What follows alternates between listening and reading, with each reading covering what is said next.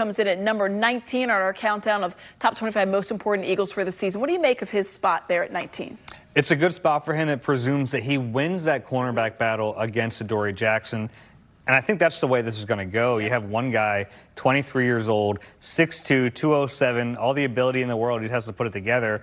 The other guy has had a really nice career, but year 9, 29 years old, this entire he would be the oldest starter on that defense.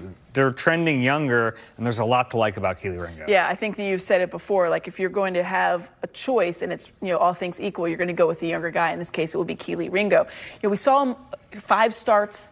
Not a lot. More 2 years ago than last year, just the 1 start last year at the end of the season. What's the ceiling for a guy like Kelee Ringo, you think? It's a really high ceiling. He's 6'2", 207 pounds, runs a sub-4.4 40. I mean, that is elite traits, and he needs some refinement. In times, he's been a little handsy in his career. He has to cut that out of his game. But, yeah, there's a reason he got first-round buzz a couple of years ago. He didn't go that high. The Eagles got him in the early part of the 4th round, but there was a lot to be excited about. He was a really young rookie, too, so he's had this developmental time in the NFL, played a lot 2 years ago, kind of got buried on the depth chart a little bit last year through no fault of his own. The Eagles drafted Quinyon Mitchell. They drafted Cooper DeJean. Isaiah Rodgers comes back from suspension and played really well, so he got buried a little bit. I don't think the Eagles ever lost faith in Ringo, though, and I think he's going to get a chance to win this job, and I think he's going to do it. How much does it help to have year 2 under Vic Fangio, you think? Sure, it certainly helps. But I will say is, like, outside cornerback,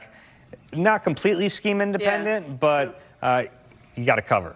You got to be able to cover, and I think he has that ability. He had a really nice spring, at least when we were out there. The final day, mandatory minicamp, he had a couple of pass breakups, and I loved after the one, he actually struck a little pose. It's an important part of being a defensive back in the NFL. You have to have confidence, and I think his is going to continue to grow.